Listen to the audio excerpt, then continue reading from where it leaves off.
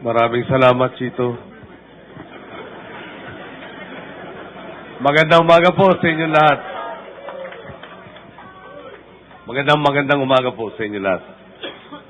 Sasalamatan ko muna ang aking pamilya na nandito sa aking likuran, pati na yung pinakabunso namin sa kasalukuyan na nagtataka yata bakit nagsasalita kanyang tiyo. Mga kapatid, mga kababayan, 4 na pong araw na po ang lumipas simula nung pumanaw ang ating ina.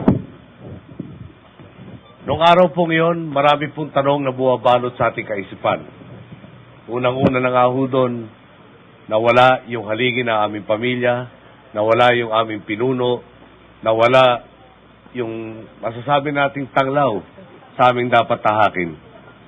Maraming tanong na una, paano ba natin itutuloy ang laban?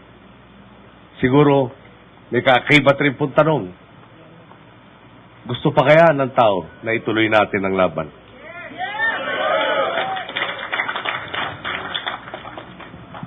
Ang sagot po nakuha na rin sa taong bayan. Doon po sa kanyang burol, doon po sa kanyang libing, nakita natin, palagay ko naman walang kaduda-duda, na talagang nagnanais muli ang ating mga kababayan, maibalik yung panahon na talagang ganap ang ating pong demokrasya at tunay ang ating kalayaan.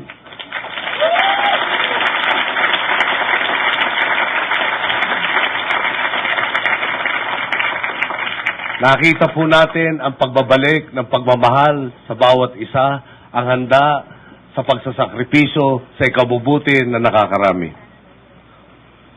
Talaga naman pong maraming boses na ang ating nadinig sa mga araw tapos po nung paglibing ng ating ina. No, ako po ay naglalakad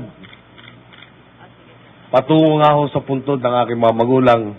Meron po ako nakasamang isang tao at ang sabi sa akin ay, Noy, presidente na tayo. Tinignan ko po siya, tinitingnan ko seryoso mukha niya, mukha nga akong seryoso. Biniro ko na lang ang sagot na sinabi kong, alam mo, napakahirap pa yatang humalinhin tapos tigin ng Arroyo. Sagot po niya sa akin, kung meron ba kami 1 million signatures, pwede ka na.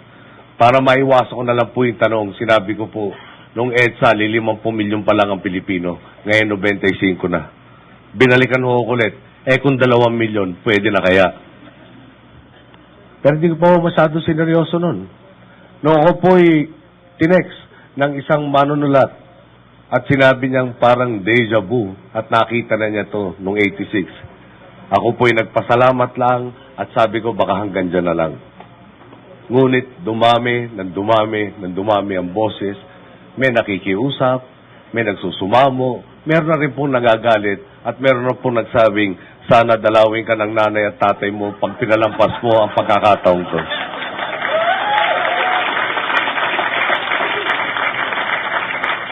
Sa dami nga ng boses na yon, ay ako po'y tumugo na sa kumbento ng mga Carmelite sa Zamboanga.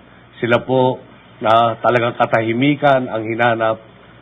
Pagdating ko po'y nawala yung kanilang katahimikan at ako humihingi ng paumanin sa kanila. Alam mo ito, talagang tama yung payo ng aking kapatid na si Pinkit, pakiusap, punta ako at mag-retreat. Nung nakapasok po ako sa loob ng kumbento nila, tila natahimik yung napakaraming boses na narinig natin na sa sobrang dami na ngayon, hindi ko na malaman kung sino pakinggan. Aminin ko na rin po sa inyo, may bahagi ng kalooban ko, parang ayaw ko na lumabas sa kumbentong yun.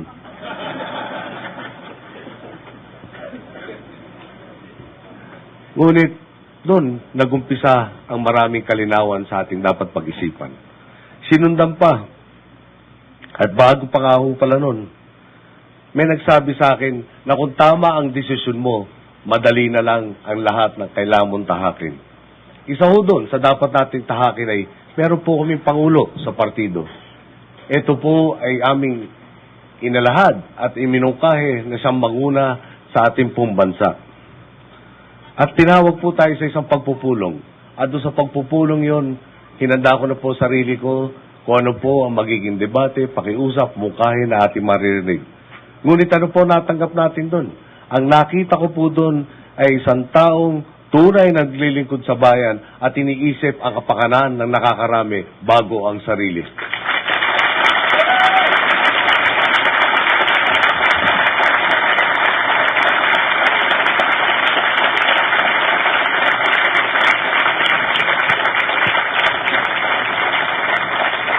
Talagang kakaiba ang ginawa ni Mar Rojas, lalo na kung ikukumpara natin sa mga nagsasabing pinuno sila ng sambayanan, pero nakikita lang po parati sarili. Si Mar, iba ang tinitingnan bago ang sarili.